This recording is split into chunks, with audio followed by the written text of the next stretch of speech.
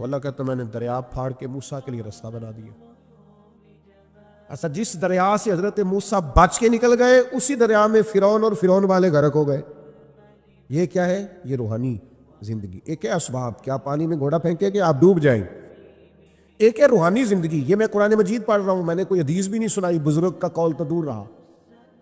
قرآن فرماتا ہے کہ ہم نے فرعون اور فرعون والوں کو اسی دریا میں غرق کیا جس دریا میں ہم نے حضرت موسیٰ کے لیے راستے بنا دیے اور دریا پھاڑ کے راستے بنا دیے. تو رب کریم نے ایک روحانی زندگی بھی مومن کی رکھی ہے. روحانی زندگی ذرا غور کیجئے کہ بھلا میں کیا کہنے لگا. صرف 50 سیکنڈ کے لیے آپ نے سوچنا ہے. زندگی میں ہمیں بہت ساری ایسی چیزیں ملی ہیں جو ہماری محنت کا نتیجہ نہیں.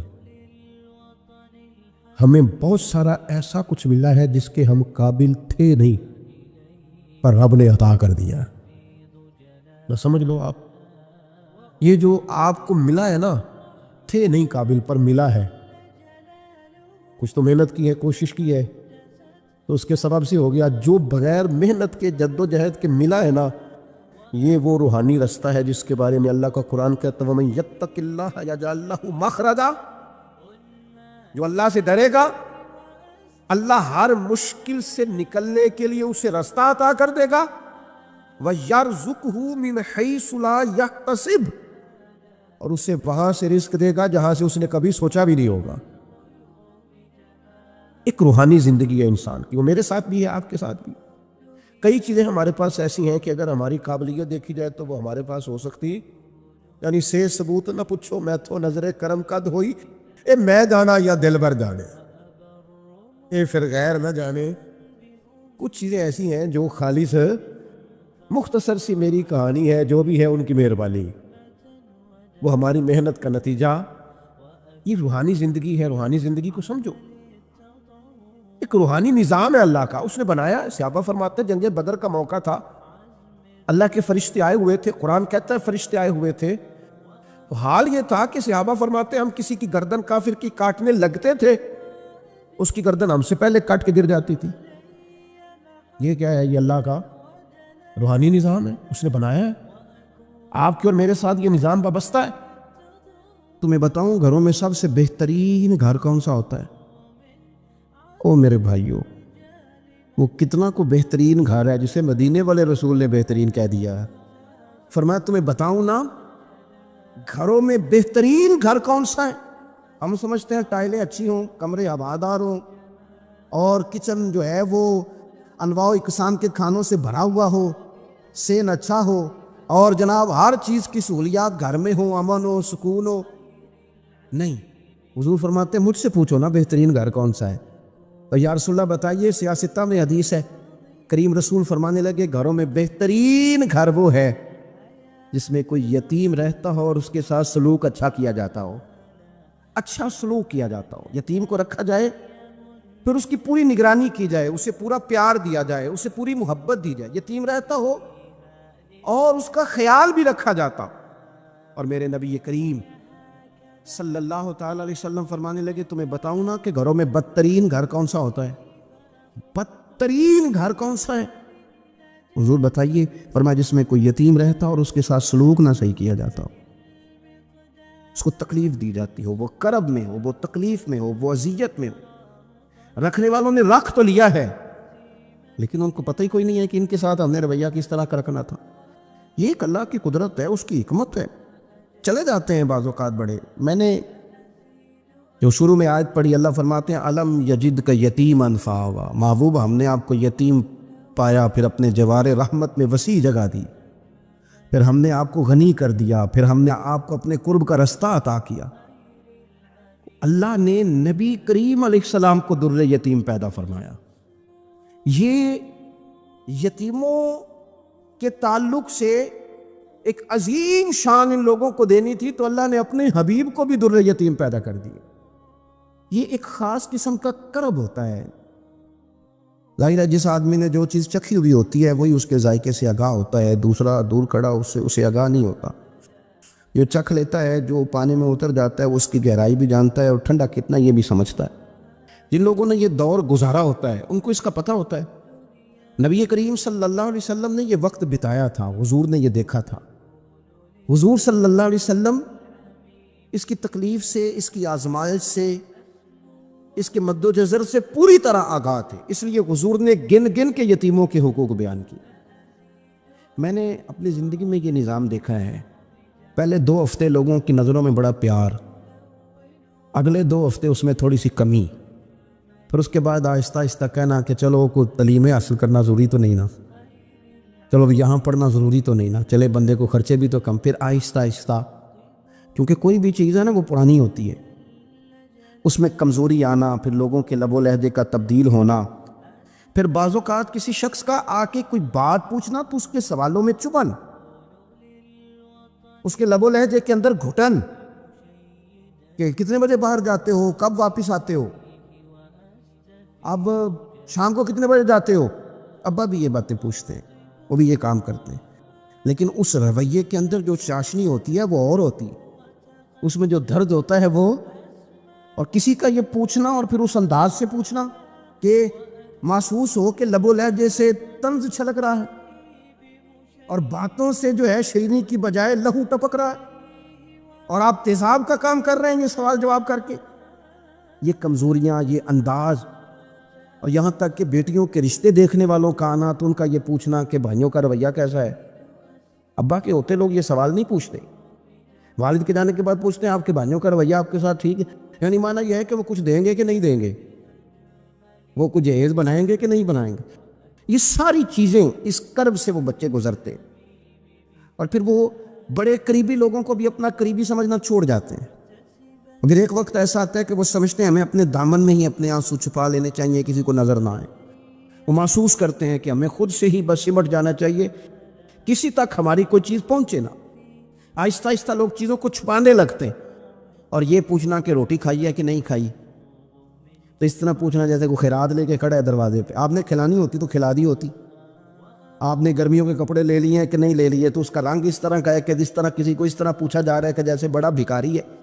یہ ساری چیزیں ہم اس انداز میں کرتے ہیں کہ وہ جو خوبصورت، میں کہہ چکا ہوں کہ پھر اگر کسی ادارے میں وہ بچے ہیں تو وہاں ان کو دکھایا جاتا ہے کہ اتنے بچے ہیں تو ہمیں فنڈ چاہیے۔ آپ اچھی نیت سے ہی کر رہے ہوں گے صاحب، لیکن آپ اس کومپل کو بھی تو دیکھیں نا کہ اس نے کھلنا ہے، اس نے پھول بننا ہے، اس نے کس طرح چھاؤں لوگوں کو دینی ہے جب وہ خود مرجھا جائے گا۔ پھر یہ لوگوں کو، ایسے بچوں کو میں نے عام لوگوں سے نفرت کرتے دیکھا، پیچھے ہٹتے دیکھا، لوگوں کے لیے ان کے دلوں کے اندر اچھے جذبات نہ رہے۔ انہوں نے محسوس کیا کہ یہ ہمارے ساتھ تعاون کرنے نہیں آئے، یہ ہماری عزت کو مجروح کرنے آئے، یہ شفقت کرنے نہیں آئے، یہ تو خیرات دینے آئے۔ سنو، میرے رسول کریم صلی اللہ علیہ وسلم کا انداز کیا ہے یتیم کے تعلق سے۔ حضرت بشیر بن اقربہ رضی اللہ تعالیٰ، مجموع الزوائد میرے سامنے پڑھی ہے، فرماتے ہیں احد میں میرے والد شہید ہو گئے، نبی پاک صلی اللہ تعالیٰ علیہ وسلم نے مجھے اپنے گھوڑے کے پیچھے اپنے ساتھ بٹھا لیا گھوڑے پہ، اور میں سرور کائنات علیہ الصلوۃ والسلام کے ساتھ گھوڑے پہ بیٹھا ہوں، تو حضور مجھ سے پوچھتے ہیں تمہارے والد چلے گئے؟ میں رو پڑا، میں نے عرض کی حضور اب نظام کیسے چلے گا؟ آپ یقین کریں چھاؤں کا پتہ تب بھی چلتا ہے کہ جب دھوپ آتی ہے اور اس کی قدر کا احساس ہوتا ہے، محسوس ہوتا ہے۔ جب کوئی گھر کا بڑا رخصت ہو جاتا ہے تو یوں لگتا ہے کہ ساری چھتیں کمروں کی بھی گر گئی ہیں، سین کی بھی گر گئی ہیں، اب یکدم دھوپ آئی ہے، پھر اس کا احساس محسوس ہوتا ہے۔ والد کے، دادا کے، بوڑھوں کے گھر میں ہوتے ہوئے تو بڑے سارے ویسے ہی مسئلے نہیں ہوتے، بہت سارے لوگ ویسے جھچکتے ہیں، سامنے ہی نہیں آتے۔ تو حضرت بشیر بن اقربہ رضی اللہ تعالیٰ عنہ کہتے ہیں میں نے کہا حضور میرے ابا جی چلے گئے، اب میں اپنے آپ کو بڑی تکلیف میں محسوس کرتا ہوں۔ قربان جائیں، حضور نے یہ نہیں فرمایا میں تیرا خیال رکھوں گا، یہ نہیں فرمایا فکر نہ کرنا۔ ہمارے جملے کیا ہوتے ہیں؟ کوئی حکم ہوا تو بتانا، کوئی کام ہوا تو کہنا، کوئی ضرورت ہوئی تو فوراً فون کرنا، یہ نہیں فرمایا۔ قربان جائیں، کیا ادائیں ہیں، کیا رنگ ہے، کیا دینے کا انداز ہے، اور کس طرح برکھا برستی ہے رحمت للعالمین محبوب کی۔ حضور فرمانے لگے بشیر کیا تو پسند نہیں کرتا کہ عائشہ تیری ماں بن جائے اور محمد عربی تیرے باپ بن جائیں؟ پسند کرتے ہو؟ حضرت بشیر بن اقربہ رضی اللہ تعالیٰ عنہ فرماتے ہیں کہ میں بیٹھا تو گھوڑے پہ تھا، پر مجھے یوں لگا کہ ساری ہی دنیا گویا میری جھولی میں آ گئی، سارا کچھ یہاں، اتنی بڑی بات حضور نے کر دی، اتنے بڑے جملے کہہ دیے، میں تو پسند نہیں کرتا، تجھے اچھا نہیں لگتا کہ عائشہ تیری ماں بن جائے اور محمد مصطفیٰ صلی اللہ علیہ وسلم تیرے والد بن جائے تو پسند نہیں؟ فرماتے بس ختم ہو گئی بات، پھر تو ہم نے دھوپ دیکھی کبھی نہیں، پھر تو غربت گویا آئی کبھی نہیں، پھر تو ہم نے دیکھا ہی نہیں مد و جزر کیا ہوتا ہے۔ وہ تو دنیا کی بات کرتے ہیں نا، مجھے تو لگتا ہے کہ جن کے لیے یہ لفظ آ گئے نا، ان کی تو قیامت کے بھی ساری مشکلیں حل ہو گئے، کہ تو آخرت کے بھی سارے معاملات طے ہو گئے۔ میرے نبی کریم صلی اللہ تعالیٰ علیہ وسلم ایک ہماری خاص توجہ، اور یہ ہمارا اپنا نفع ہے۔ ایک بچہ آ گیا، یتیم بچہ، اس نے آ کے عرض کی حضور 3 گھر میں افراد ہیں، میں، میری بہن اور میری بیوہ ماں، والد حضور چلے گئے اور آج نہ 3 دن ہو گئے روٹی کوئی نہیں کھائی۔ میں اس منظر کو بھی جانتا ہوں کہ جب یتیم گھر میں اکٹھے بیٹھے ہوتے ہیں اور پتہ ہوتا ہے ان کو کہ ہماری اماں کے پاس آج پیسے کوئی نہیں اور گھر میں روٹی بھی کوئی نہیں، تو پھر ان کو بھوک ہی نہیں لگتی۔ ہاں نہیں لگتی۔ اماں پوچھتی ہے پتر روٹی کھانی ہے؟ نہیں میں تو سویرے جو کھایا تھا وہ ہضم ہی نہیں ہوا، منجی شاہی کوئی نہیں۔ یہ پردے اس طرح کر کے بچائے جاتے ہیں، ایک دوسرے کو تسلیاں دینا، ایک دوسرے سے پیار کا بڑھ جانا، ایک دوسرے کے لیے جذبات اور طرح کے بن جانا، حکمت الہی کے تقاضے ہوتے۔ یا رسول اللہ صلی اللہ تعالیٰ علیہ وسلم بیوہ ماں ہے، یتیم بہن ہے، 3 دن سے کھایا کچھ نہیں، قربان جائیں، وہ گھر جہاں سے کائنات کھاتی ہے ساری۔ حضور نے فرمایا بلال جا کے ساری ازواج مطہرات سے پوچھ گھر میں کیا ہے۔ حضرت بلال کہتے ہیں میں سارے گھر ہی پوچھ آیا، ٹٹول آیا، ٹوٹل 21 کھجوریں نکلی۔ یہ 2 جہاں کے شاہ ہیں اور پاس کچھ رکھتے نہیں، 2 جہاں کی نعمتیں ہیں، ان کے خالی ہاتھ میں حضور کے سارے گھر کو میں ڈھونڈ 21 کھجوریں نکلی تو لا کے میں نے پیش کر دی، تو حضور نے ڈائریکٹ اس کو نہیں دی، نبی پاک نے اپنے ہاتھ پہ رکھ لی اور کہتے پھر حضور نے نا اپنا منہ مبارک قریب کیا کھجوروں۔ صحابہ خود فرماتے ہیں کہ یہ جو حضور نے منہ مبارک قریب کیا نا تو نبی پاک برکت کی دعا کر رہے تھے، 21 کھجوروں پہ برکت کی دعا ہوئی۔ حضور نے اس بچے کو بلایا، تھپکی دی، فرمایا لے جا 7 تیری، 7 تیری بہن کی۔ انہیں معمولی نہ سمجھنا ہو تو حضرت بلال کہتے ہیں حضور 3 بھی دے دینا کبھی تو 30 سال ختم ہی نہیں ہوتی، 30 سال گزر جاتے ہیں، نکالتے رہو کھاتے رہو، ختم ہی نہیں ہوتی۔ حضور نے فرمایا 7 تیری، 7 تیری بہن کی، 7 تیری والدہ کی، اور 7 حضور نے اور بھی تلقین فرمایا ایک سویرے کھایا کرنا، ایک شام کو کھایا کرنا، یہ لے جا۔ حضرت سیدنا بلال حبشی کہتے ہیں رضی اللہ تعالیٰ عنہ کہ بچہ لے کے جب باہر نکلا تو حضرت سیدنا معاذ ابن جبل دوڑ کے گئے اور جا کے بچے کے سر پہ شفقت سے ہاتھ پھیرا، کا فکر نہ کرنا، رب کریم تجھے بہترین سرپرست عطا کرے گا، پتر پریشان نہ ہونا، اللہ تیری مدد کرے گا، صرف حوصلہ دیا، سر پہ دست شفقت پھیرا۔ بچہ چلا گیا تو حضور نے فرمایا معاذ ادھر آؤ نا ذرا۔ یا رسول اللہ حکم ہو۔ فرمایا کس چیز نے تمہیں اٹھایا بچے کے سر پہ ہاتھ رکھنے کے لیے؟ اس نے تمہیں کہا کس چیز نے تمہیں اٹھایا جو تم بچے تک پہنچ گئے؟ عرض کی یا رسول اللہ وہ جو میرے دل میں اللہ نے یتیم کے لیے رحمت رکھی ہے نا، اس نے مجھے اٹھایا تھا، اور میں نے جا کے اس کے سر پہ دست شفقت پھیرا تو حضور فرمانے لگے سول پھر، جو کسی یتیم کے سر پہ خالی ہاتھ بھی پھیر دے، جتنے بال اس کے ہاتھ کے نیچے آئیں گے نا، رب اتنی خطائیں معاف کرے گا، اتنی نیکیاں دے گا، اتنے درجے اس کے بلند کر دے گا۔ خالی دست شفقت ہی پھیر دے، دینا دلانا تو بعد کی بات ہے، اس کا خیال رکھنا تو۔ یہ جو ہمارے مدارس ہیں نا، ان میں اکثر بچے غریب ہوتے ہیں، لیکن کچھ بچے تگڑے گھروں کے بھی ہوتے ہیں، مالدار گھروں کے بھی ہوتے ہیں۔ اس میں اگر کوئی ایسا بچہ آ بھی جاتا ہے نا جو یتیم ہے، کمزور ہے، تو اپنے آپ کو محسوس نہیں کرتا کمزور، کیونکہ وہ یہ نہیں سمجھتا کہ میں یتیم خانے میں آیا ہوں۔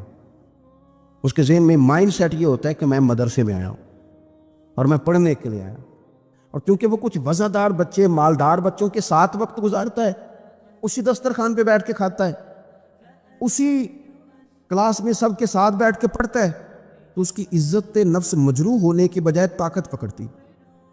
وہ برابری کی سطح پہ جب آتا ہے تو اسے محسوس ہوتا ہے کہ مجھے عزت دی جا رہی، اس لیے مدارس اسلامیہ میری نظر سب سے مضبوط جگہ ہیں جہاں مساکین کی، یتیموں کی، غریبوں کی صحیح معنوں میں حفاظت بھی ہوتی ہے، تعلیم بھی ہوتی ہے، عزت بھی ہوتی ہے، تربیت بھی ہوتی ہے۔ میرے رسول کریم علیہ السلام بڑے انہماک کے ساتھ، بڑے توجہ کے ساتھ۔ اچھا، ایک کام اور ہوتا ہے ہمارے ہاں، وہ کیا ہے؟ اگر کوئی یتیم مال چھوڑ گیا نا اس کا باپ، تو پھر تو بارے نہیں آ رہے ہیں اس کے، پھر تو اللہ خیر کرے کہ بہت سارے مل جائیں گے کفالت کرنے والے، بہت سارے ملیں گے دھیان رکھنے والے، بڑے سارے ملیں گے توجہ دینے والے۔ قرآن مجید نے فرما دیا ہے کہ جو یتیم کا مال کھاتا ہے وہ سمجھ لے کہ میں مال نہیں کھا رہا، میں آگ کھا رہا ہوں، آگ کھا رہا ہوں، آگ۔ سورہ نساء دیکھیے۔ ہمارے ہاں اگر تو مال چھوڑ گیا ہے تو پھر تو بہت سارے رشتہ دار مستقل اس کے محلے میں مکان لینے کو تیار ہو جاتے ہیں، الا ماشاء اللہ۔ پھر تو بڑے سارے ایسے بھی رشتہ دار بن جاتے ہیں جن کو والد کی موجودگی میں کبھی زیارت کا موقع بھی نہیں ملا تھا۔ یہ مال جو یتیم کا ہے اس کی تو زیادہ حفاظت کرنی تھی۔ ہم کئی دفعہ مسئلہ بتاتے ہیں، لوگ فتویٰ بازی شروع کر دیتے۔ مجھے بلایا گیا کہ ایک صاحب کا انتقال ہو گیا تو ان کا ختم شریف ہے، تو بچے ان کے نابالغ ہیں، تو میں نے کہا کہ آپ اس طرح کریں، ان کے مال میں سے زیادہ پیسے نہ صرف کریں۔ نہیں جی نہیں، بڑے پیسے کمائے ہیں جی، اس نے ساری زندگی باہر نکالی، یا تو لاکھوں کروڑوں کمائے ہیں، تو چھوٹا گوشت پکائیں گے، بکرے کا گوشت پکائیں گے اور ہم ان کا ختم شریف دلائیں گے۔ تو میں نے کہا صاحب آپ رشتہ دار ہیں، ان کے بچوں کے مال کی حفاظت کریں۔ ختم شریف تو اس میں گوشت زیادہ ہونا ضروری نہیں، اس میں تو درد سے دعا کرنا ضروری ہے، اس میں تو تلاوت قرآن پاک کے صالح ثواب میں ضروری ہے، ذکر اذکار ضروری ہے۔ اب شعیب علیہ السلام کی قوم ناب تول میں کمی کرتی تھی، تو اللہ تبارک و تعالیٰ نے ان پر بتا عذاب کس طرح کا بھیجا۔ شدید گرمی ہوئی، اللہ ہمیں محفوظ فرمائے، سارے آمین کہہ دے یار۔ دیکھیں کتنا اچھا موسم کر دیا رب کریم، اللہ ہمیں محفوظ فرمائے، اللہ رحمت فرمائے۔ شدید گرمی کی لہر آئی، باہر اتنی گرمی ہوئی کہ لوگ اپنے گھروں میں گھس گئے، جس طرح سورج کی شعاعیں گھروں کے اندر داخل ہو جاتی ہے، اس طرح گرمی کی لہر اندر داخل ہوئی، اور جس طرح کسی کو آگ لگ جائے تو وہ آدمی اچھلتا کودتا ہے نا، اس طرح یہ لوگ اچھلنے لگے اور اچھل کود کے مر گئے۔ جرم کیا تھا؟ ناب تول میں کمی کرتے۔ حضرت داؤد کی قوم بھی تباہ ہوئی، جرم کیا تھا؟ ہفتے والے دن مچھلیاں نہیں پکڑنی تو یہ پکڑتے تھے۔ حکم ہے نا مسلمان کو نماز کے ٹائم کوئی اور کام نہیں کرنا، نماز پڑھنی ہے۔ میرا خیال ہے مسلمان تو فٹافٹ آ جاتے ہیں، سارے پہنچ جاتے ہیں نا مسجدوں میں۔ ہلکا ہلکا بول رہے ہیں آپ، کیوں نہیں پہنچتے؟ اگر حضرت سیدنا، اور پتہ انہیں سزا کیا ملی؟ اللہ نے فرمایا اس ٹائم عبادت کرنی ہے، کام نہیں کرنا، وقت نہیں ہے کام کا۔ انہوں نے مچھلیاں پکڑی، 12,000 لوگ تھے، پتہ ہے مالک نے سزا کیا دی؟ بندر بنا دیا اللہ کریم۔ قرآن مجید کا پہلا سپارہ پڑھے، فَجَعَلْنَاهَا نَكَالًا لِمَا بَيْنَ يَدَيْهَا وَمَا خَلْفَهَا۔ اللہ فرماتے ہیں پچھلوں کے لیے بھی عبرت بنا دیا، بعد والوں کے لیے بھی عبرت، نشان عبرت بنا دی۔ بندر بن گئے، اور جو ان کے دوست جو بچ گئے تھے ان کے پیر چومتے تھے، روتے تھے۔ 3 دن بندر بن کے زندہ رہے، پھر اللہ نے سب کو اجتماعی موت دے دی۔ اگر مسلمان سے اللہ کہے کہ نماز کے ٹائم کاروبار نہیں، جمعے کے ٹائم کاروبار، تو مسلمان کہتا ہے نہیں مجھے مہلت ملی ہوئی ہے۔ یہ تو اس وقت پتہ چلتا ہے نا جب بچے ڈیوٹی لگاتے، ہاں ہاں ہاں عذاب آتا ہے، اس وقت پتہ چلتا ہے۔ میں نے دیکھا یہ منظر، اس وقت پتہ چلتا ہے جب بچے کسی ملازم 6,000 کی ڈیوٹی لگاتے، کہتے ہیں ابے کا دھیان رکھنا، ہم دکان پہ بیٹھنے لگے۔ پھر اسے سمجھ آتی ہے اگر میں نماز کے ٹائم مسجد میں ہوتا تو آج میری اولاد میری خدمت میں ہوتی۔ میں نماز کے ٹائم مسجد نہیں گیا تو بچوں نے 6,000 کا ملازم بٹھایا ہے، ابا جی کا خیال رکھ، ایک نرس بلائی ہے تو خیال رکھ۔ کدھر ہوتے ہیں مسلمان نماز کے ٹائم؟ ایک عیسائی نے اعتراض کیا ہے، سنے، وہ کہتا ہے مجھے لگتا ہے مسلمانوں کے 3 خدا ہیں۔ مسلمان اڑ گیا، کہنے لگا نہیں ہمارا تو ایک ہے، کہا نہیں 3 ہے، معاذ اللہ استغفر اللہ، ہمارا ایک ہے، کہنے لگا نہیں میں ثابت کرتا ہوں، ایک تمہارا خدا 5 نمازوں کا ہے، ایک رمضان کا ہے، ایک عید کا ہے۔ لگتا ہے معاذ اللہ عید والا زیادہ تگڑا ہے، تم زیادہ آتے ہو، رمضان والا لگتا ہے اس سے کچھ کمزور ہے، تم تھوڑے آتے، اور 5 نمازوں والا شاید سب سے کمزور ہے۔ بات عقل کی ہے کہ نہیں؟ اس نے اعتراض ٹھیک کیا، تو مسلمان کو چاہیے نا خیال کرے. ایک یہودی نے لکھا تھا, اس نے کہا تھا جس دن مسلمانوں کی تعداد فجر کی نماز میں اتنی ہو گئی جس دن جتنی جمعے میں ہوتی ہے, اس دن نہ کوئی یہودی سازش کرے گا نہ کوئی عیسائی تلوار نکالے گا. شرط یہ ہے کہ یہ اسی طرح فجر پڑھنے آئے جس طرح جمعہ پڑھنے آتے ہیں. تو پھر کوئی شخص بھی ان کو کسی جگہ شکست دے سکتا تو ہمارے گناہ ہمیں پریشان کرتے. یہ جتنی آزمائشیں ہیں ان کے پس منظر میں گناہ ہیں. ہماری زندگی کے اندر جتنی تکلیفیں, ہماری پریشانیوں کا سبب ہم کون ہیں. بہت ساری جگہوں پہ ہم غلطی کرتے ہیں, اس کی ہمیں سزا ملتی. غلطی کی سزا. ایک نوجوان نے مجھے بڑی گہری بات سنائی, میرا قریبی تعلق تھا. کہنے لگا گھر میں بڑا مسئلہ ہے, بڑی پریشانی ہے, ماں اور بیوی کا ماحول اتنا سخت ہو گیا کہ نمٹ نہیں سکتا. آپ یقین کریں میں نے ڈیٹیل سے ساری چیز کو اسٹڈی کیا, میرے پاس اتنا وقت نہیں ہوتا, پھر بھی میں نے اس فیملی کو پورا پڑھا. تو غلطی نوجوان کی نکلی, نہ اس پہ اماں اعتبار کرتی ہے نہ بیوی اعتبار کرتی. اس نے جھوٹ بول بول کے اس طرح کی ماحول پیدا کر دیا ہے کہ کوئی اس پر اعتماد کرنے کو تیار ہے.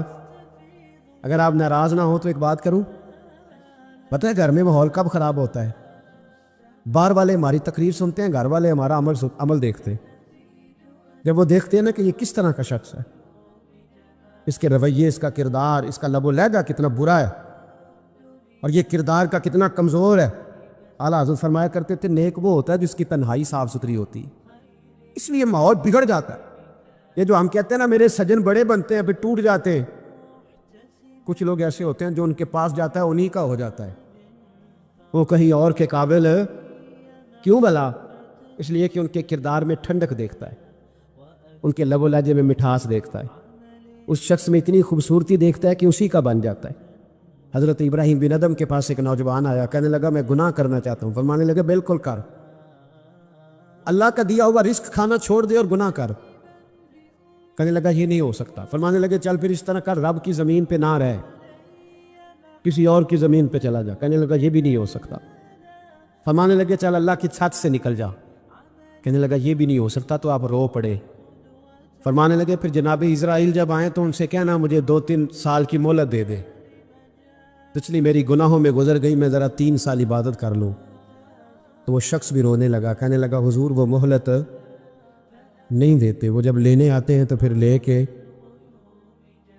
کے اللہ تعالیٰ نے جب انسان بنانا چاہا نا تو جناب جبریل کو کہا مٹی لے کے آ زمین سے. حضرت جبریل نے مٹی پہ ہاتھ ڈالا تو باقی کی مٹی رونے لگ گئی, اسے جدا نہ کر. تو جناب جبریل چھوڑ کے چلے گئے. حضرت میکائیل کو بھیجا, مٹی لا, مٹی پہ ہاتھ ڈالا تو باقی کی مٹی رونے لگ گئی, چھوڑ کے چلے گئے. جناب اسرائیل کو بھیجا, مٹی پہ ہاتھ ڈالا تو باقی کی رونے لگے, چھوڑ کے نہ جاؤ. تو حضرت اسرائیل فرمانے لگے تیرا رونا دیکھو کہ رب کا حکم دیکھو. وہ لے گئے, جب پیش کی تو رب کریم نے فرمایا اسرائیل جان نکالنے کی ڈیوٹی بھی تیری, تو مٹی کو لے آنا, باقی مٹی روتی بھی رہے تو روتی رہے. جب میرا فیصلہ آ جائے تو پھر اس میں کوئی گنجائش ہے. ہم کھاتے بھی اللہ کا ہیں, نافرمانی بھی اس کی کرتے, زمین پہ بھی اس کی چلتے ہیں, نافرمانی بھی اس کی کرتے, حکم کسی اور کا مانتے ہیں, چھت پہ رب کریم کی رہتے ہیں. اس طرح نظام نہیں چلتا. میرے بھائی یاد رکھ لو, گناہوں کی سزا ملے گی, زندگی تنگ ہو جائے, یہاں بھی آزمائش ہوگی اور وہاں بھی. میں نے درس پہ کہا تھا, پھر بات کہتا ہوں, یہ میں اپنے لیے کہہ رہا ہوں, توجہ ہے میری بات پر. دعا فرمایا کرے کہ جو کچھ ہم نظر آتے ہیں اللہ ہمیں ویسا بننے کی توفیق بھی عطا فرما.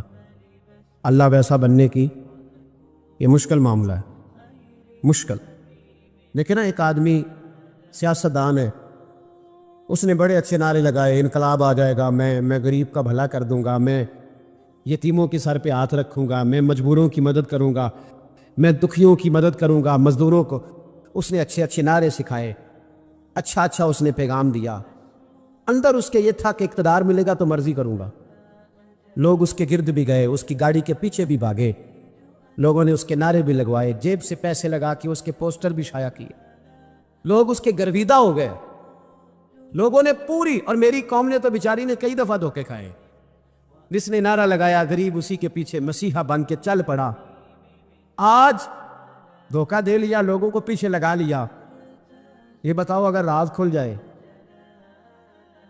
اگر راز کھل جائے کہ یہ دھوکہ دے رہا ہے، یہ فریب کر رہا ہے، تو لوگ اس کا کیا حال کریں گے؟ یہ راز قیامت میں کھل جائے گا، قیامت میں یہ راز یہ کھل جائے گا، کھل جائے گا، یہ دھوکے باز تھا۔ اذا زلزلت الارض زلزالہا، جب زلزلہ آئے گا جیسے اس کا آنا ٹھہرا، واخرجت الارض اثقالہا، زمین اپنے بوجھ باہر نکال دی۔ اس سے مراد کیا ہے کہ زمین پہ جو جرم ہوئے زمین بتا دے گی، باہر نکل آئے۔ وقال الانسان ما لہا، انسان کہے گا اسے کیا ہوا، یہ تو سب کچھ بتا رہی، بوجھ باہر نکال دے گی۔ ایک آدمی پیر طریقت بن کے بیٹھ گیا، جبہ کھبا پہن کے بڑی پگڑی باندھ کے بیٹھ گیا، اچھی اچھی نیک باتیں بتانے لگا، لوگ اس کی دست بوسی کرنے لگے، ہاتھ چومنے لگے، پیچھے لگ گئے، خدمت کرنے لگے، جیب سے نذرانہ دینے لگے، اس کے نام پر لوگ اپنی جیب سے لنگر پکانے لگے، خانقاہ کی خدمت ہونے لگی، مہمان اس کے آتے، نوکری کوئی اور کرتا۔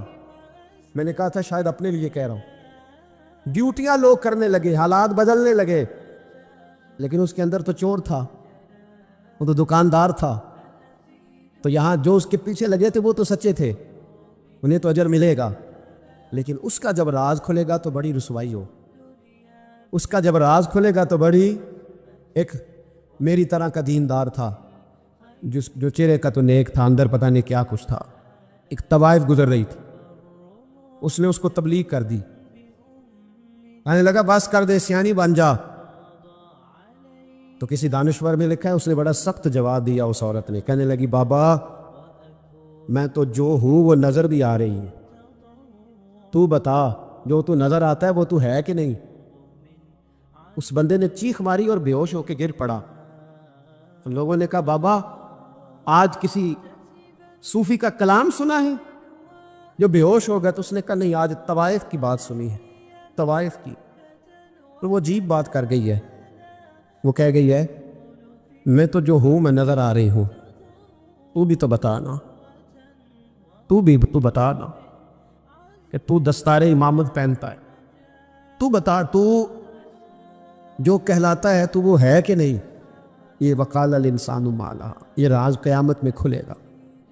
ہم جو کچھ بتا رہے ہیں نا اپنی زبانوں سے، ہمیں اپنے گناہوں کا احساس ہونا چاہیے، ایسا نہ ہو کہ جب سزا ملے تو پھر اس طرح کی ملے کہ دوبارہ کسی کو کوئی منہ دکھانے کے قابل نہ رہے۔ میرے بھائی یاد رکھیں اور سمجھیں، گناہ انسان کی زندگی کو تنگ کرتے ہیں۔ میرے نبی پاک علیہ السلام نے فرمایا جب تو جھوٹ بولتا ہے تو تیرے فرشتے کرامن کاتبین سائیڈ پہ ہو کے کھڑے ہو جاتے ہیں، جب تو زنا کرتا ہے تو تیرے اندر سے ایمان نکل جاتا ہے۔ اور نبی پاک علیہ السلام نے فرمایا جب میری قوم میں ناانصافی عام ہو جائے گی تو قتل بھی عام ہو جائے گا۔ اور سن لو لکھ لینا یہ حدیث دل کی تختی پر، نبی پاک علیہ السلام نے فرمایا جب میری قوم میں بے حیائی اور بدکاری عام ہو جائے گی تو 2 سزائیں اللہ دے گا، ایک تو جوان موتیں آئیں گی، جوان بچے کچھ بھی نہیں دیکھا چلے گئے، اور دوسری سزا اللہ یہ دے گا کہ ایسی بیماری آئیں گی جن کا علاج نہیں ملے گا، ایسے امراض ٹوٹ پڑیں۔ اگرچہ میں آپ کو ایسی تقریر بھی سنا سکتا تھا جس پہ آپ بہت زیادہ محظوظ ہوتے، پر میں نے اس جمعے میں ایسا موضوع چنا ہے جس کا ہمیں خاص ضرورت ہے۔ بھائی دیکھیں تو صحیح، کہیں ایسا تو نہیں کہ ہم ان عیبوں میں مبتلا ہیں۔ میرے نبی کریم علیہ السلام نے فرمایا جب تم نیکی کا حکم دینا اور برائی سے منع کرنا چھوڑ دو گے پھر اللہ تم پر ظالم حکمران مسلط کرے۔ اور اگلے لفظ اس سے بھی زیادہ سخت ہیں، محبوب فرمانے لگے پھر تمہاری نیک لوگ دعائیں بھی کریں گے تو اللہ وقتی طور پر ان کی دعاؤں کو بھی قبول نہیں فرمائے گا، اس لیے کہ تم لوگوں نے نیکی کا حکم دینا اور بھلائی سے روکنا چھوڑ دیا۔ عزیزو یاد رکھو جب گناہ عام ہوتے تو پھر حالات بدلتے اور لوگوں کو سزا ملتی ہے ان کے گناہوں کی، بلکہ یہاں تک لکھا ہے کہ نیت خراب ہو تو سزا شروع ہو جاتی۔ کیا خراب ہو؟ بولیے گا۔ نیت بھی خراب ہو تو سزا۔ حضرت رومی کہتے ہیں کہ ایک بادشاہ کو پتہ چل گیا کہ ایک آدمی نے بڑا اچھا باغ لگایا ہے، خوبصورت باغ ہے، مالٹے کا کنوں کا باغ، بڑا پیارا۔ بادشاہ نے کہا ذرا جا کے دیکھتا ہوں۔ بادشاہ سلامت باغ دیکھنے آئے تو اب وہ مزدور آدمی تھا، عام آدمی تھا جس نے باغ لگایا، کسان تھا، اس کو کہا کہ چند کنوں توڑ کے لایا تو بڑے پیارے لگے، ایک دو اور لایا، کھائے، بڑے میٹھے، بڑے پیارے، بڑے توانا، بڑا مزہ آیا۔ تو بادشاہ کے دل میں خیال آیا کہ اس پہ قبضہ نہ کر لوں باغ پہ۔ ہمارے یہاں نا کرائے پہ دکان دیتا نا مالک، تو جب کسی غریب کی چل جاتی ہے کہتا تو خالی کر، میں نے خود ڈال لی ہے، چل گئی نا اس کی۔ حالانکہ رزق اپنے اپنے نصیب کا ہے، رزق اپنے اپنے نصیب کا ہے، جس کو اللہ تعالیٰ چاہتا ہے عطا کرتا ہے۔ تو اس کو کہا کہ اور توڑ کے لا، اور دل میں خیال ہے کہ یار اتنا اچھا باغ ہے، قبضہ کر لیتے ہیں، ہماری حکومتیں قبضہ کر لیتی ہے کہ کوئی چیز اچھی لگ جائے تو۔ اب وہ کسان 2-3 کنوں توڑ کے لایا، اس نے کھائے تو کھٹے نکلے، ترش تھے۔ کہنے لگا تجھے کیا ہو گیا ہے؟ تو بندہ بڑا صاحب دل تھا، کہنے لگا میں تو ٹھیک ہوں، آپ اپنی نیت سے پوچھیں کہیں خراب تو نہیں ہو گئی۔ تو کنوں میں بھی اس کا اثر آ گیا ہے، اپنی نیتیں بگڑ جائیں نا، نیتیں۔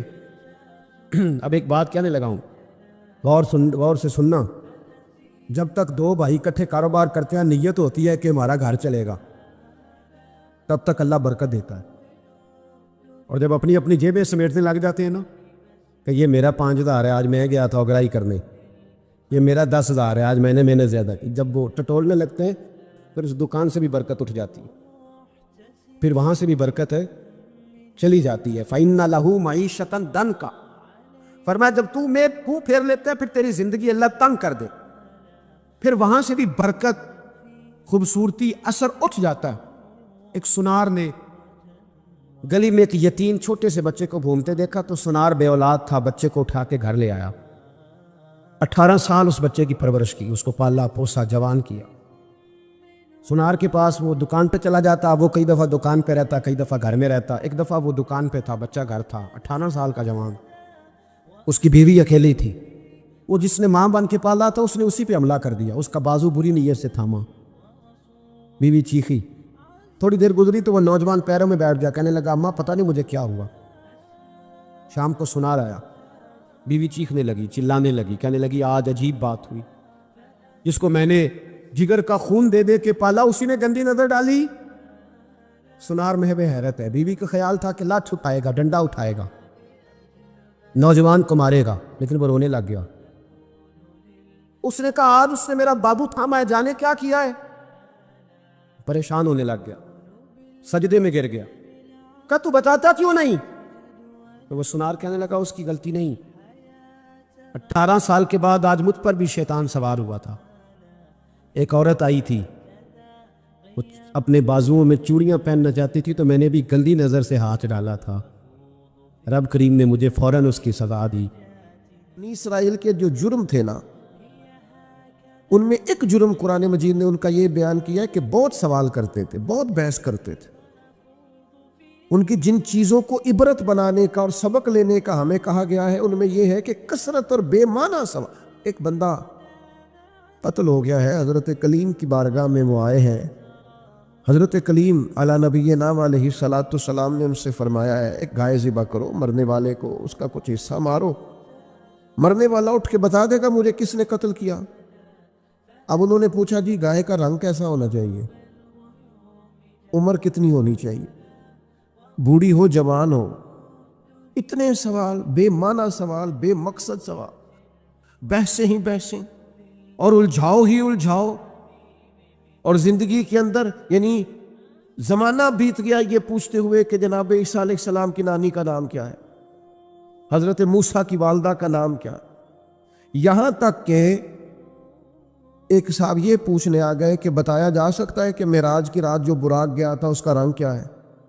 خدا کے بندو، یہ سوالات آپ کی ضروریات کے سوال ہیں، عجیب نوعیت کے سوال ہیں، اور پھر یہ بحثیں جو لوگ چھیڑتے ہیں ان کو لوگ بڑا عظیم آدمی سمجھتے ہیں کہ دیکھو یہ بڑی خاص بات نکال کے لایا ہے۔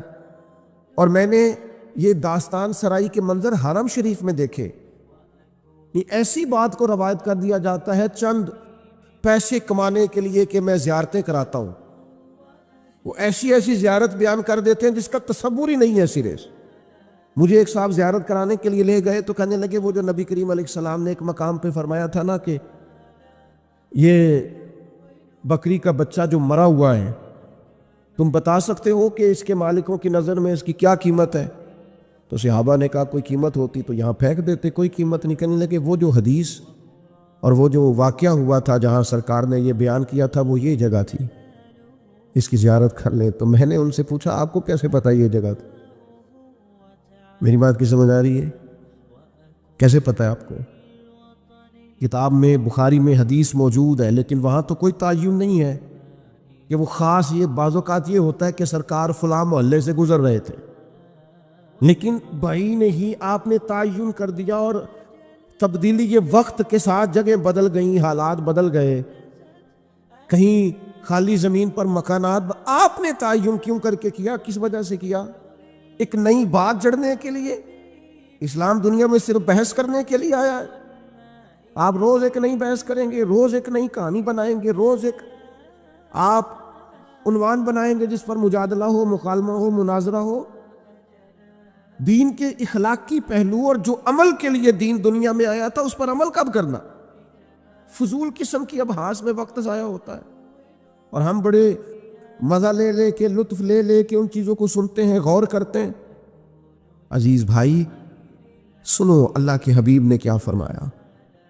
حضور فرمانے لگے خوبصورت مسلمان وہ ہے جو بے مقصد باتوں کو چھوڑ دے، لا یعنی اور بے مقصد چیزوں کو چھوڑ دے، با مقصد معنی خیز جو اس کی ضرورت کا کام ہے وہ ضرورت کی حد تک اپنے آپ کو وقف رکھیں. اور پھر دوسرا، ہم ایک اور کام کے اندر بہت زیادہ شوق رکھتے ہیں. میری ذمہ داری جو ہے میں وہ کام ٹھیک نہیں کرتا، لیکن مجھے دوسرے کے کام میں مداخلت کرنے کا بڑا شوق ہے، بجائے اس کے کہ میں اپنا خیال رکھوں کہ جو اللہ تعالیٰ نے میرے اوپر ذمہ داری ڈالی ہے وہ میں کس طرح سے سر انجام دے رہا ہوں. میں دوسروں کا خیال رکھتا ہوں. ہمارے استاد صاحب مختلف اساتذہ کی میٹنگ کرتے تو ایک جملہ ان کا مجھے بڑا یاد رہ گیا. وہ کہنے لگے مہربانی کیجیے گا اپنی اپنی کلاس کا خیال رکھیے گا، دوسروں کی کلاسوں کا خیال وہ ان کی ذمہ داری ہے، ان کی ثواب دید ہے جو استاد اس کلاس کو پڑھاتے ہیں. اپنی ذمہ داری، اپنی ڈیوٹی. میں آپ سے عرض کرتا ہوں اگر ہمارے ہاں مزاج مداخلت کا نہ ہوتا، ہمارے ہاں اپنی ڈیوٹیاں اپنے حساب میں اپنے دائرہ کار میں رہ کے کرنے کا مزاج ہوتا، بہت سارے کام صحیح ہو رہے ہوتے. لیکن جہاں ہر شخص کو اجازت ہے وہ ہر کام کرتا ہے. آپ بیمار ہو جائیں، لوگ تیمارداری کرنے آئیں گے، جتنے لوگ پتہ لینے آئیں گے سارے ایک ایک نسخہ بھی بتا کے جائیں گے، یہ کھا لیں اس سے مجھے فائدہ ہوا تھا. حالانکہ آپ کسی اسپیشلسٹ ڈاکٹر کے پاس جاتے ہیں، آپ کہتے ہیں میں بیمار ہوں، تو وہ پہلے آپ کا بلڈ پریشر دیکھتا ہے، پھر ایک کونے میں وہ لکھتا ہے کہ آپ کو شوگر تو نہیں، پھر آپ کا وزن پوچھتا ہے، عمر پوچھتا ہے. اس تقاضے کی روشنی میں ان ساری چیزوں کو دیکھ کر نسخہ تیار کرتا ہے. لیکن وہ جو آپ کے لیے چاروں مغز بنا کے لایا اس نے کچھ بھی نہیں پوچھا کہ بھئی آپ کو شوگر تو نہیں، بلڈ پریشر تو نہیں، یہ والا مرض تو نہیں. لے آیا ہے کیونکہ ہر بندے کو حکیم بننے کا شوق ہے. اسی طرح ہر آدمی کو دینی مسئلہ بیان کرنے کا شوق ہے.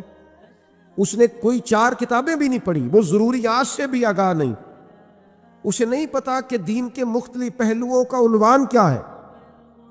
کسی استاد کے پاس وہ نہیں بیٹھا 4 باتیں کہیں سے سن لی ہیں اور 4 چیزیں کہیں سے اس نے دیکھ لی ہیں تو وہ بہت بڑا جناب دائی بن کے وہ کام کر رہا ہے.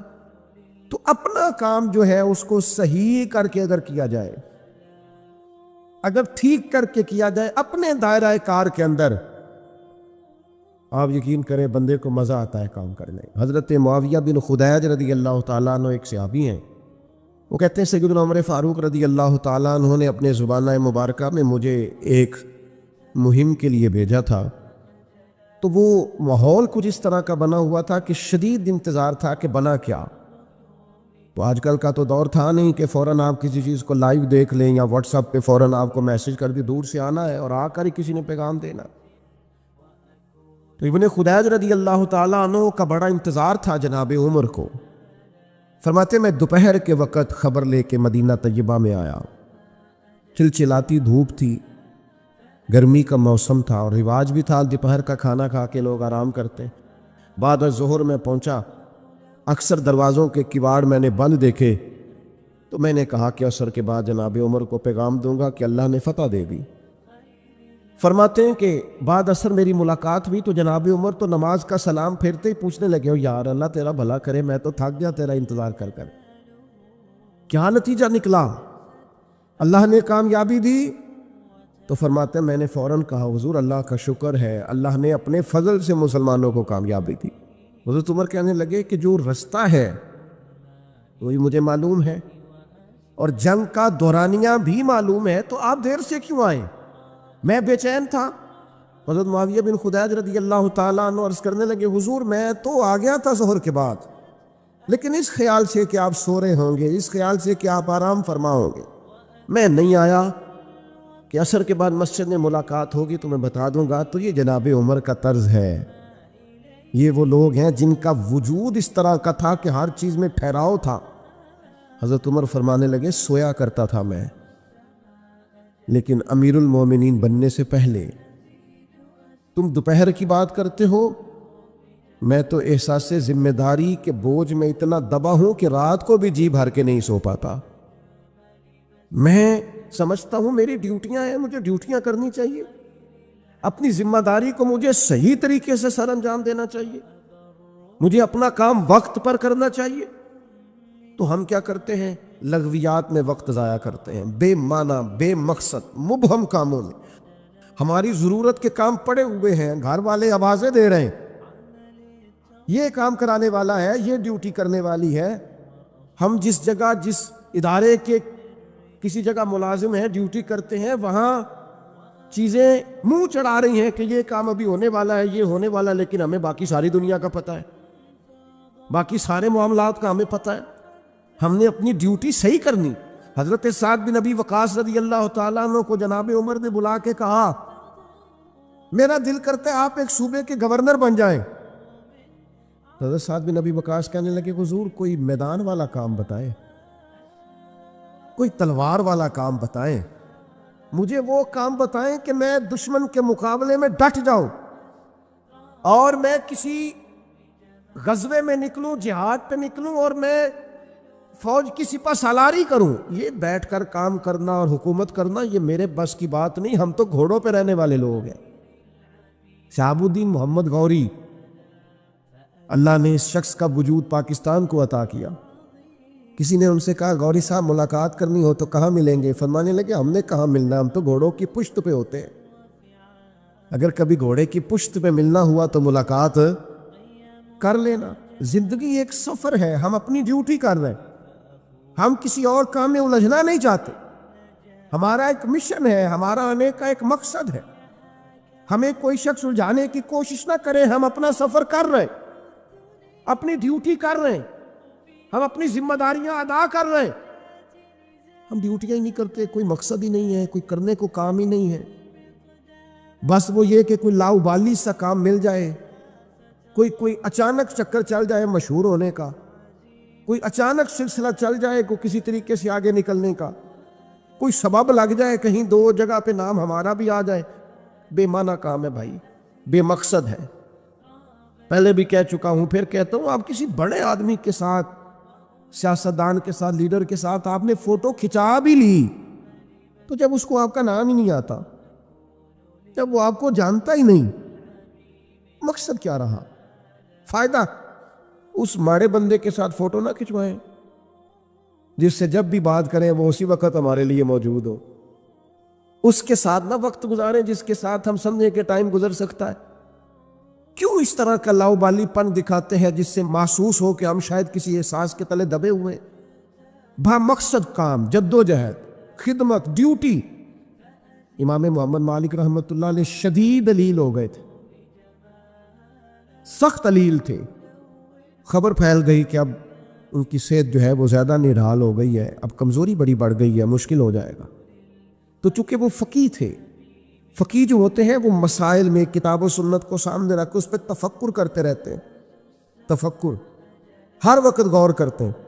آج کل کے لوگ نہیں ہماری طرح کے جو ویوز چیک کرتے رہتے ہیں کہ بھلا کتنے ہو گئے اس چکر میں پڑے رہتے ہیں کہ لائکس کتنے ہو گئے اور کومنٹس کتنے آ گئے. مطلب یہ لوگ نہیں تھے. فقاہت دین کو سمجھنا تدبر کرنا کہ نیا مسئلہ درپیش ہوا ہے لوگوں نے مسئلہ پوچھا ہے تو اس کو کیسے حل کرنا ہے اس پر غور کرنا قرآن و حدیث کو سامنے رکھ کر. اور وہ فرمایا کرتے تھے کہ میں نے جب بھی کوئی آیت پڑھی ہے نا، پہلے بھی پڑھی ہوئی تھی، دوبارہ پڑھی ہے تو ایک نیا معنی ہی اللہ نے مجھے عطا فرمایا، ایک نیا سبق ملا ہے، اس سے ایک نئی چیز میں نے. تو امام مالک کا لوگوں تک یہ بات پہنچی کہ وہ بیمار ہے اور شدید بیمار ہے، علیل ہیں اور بڑے ہی علیل ہیں.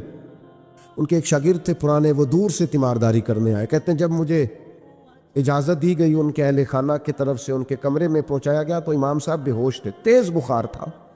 میں نے جا کے سلام لی، 2-4 باتیں کی تو امام صاحب بیدار ہوئے.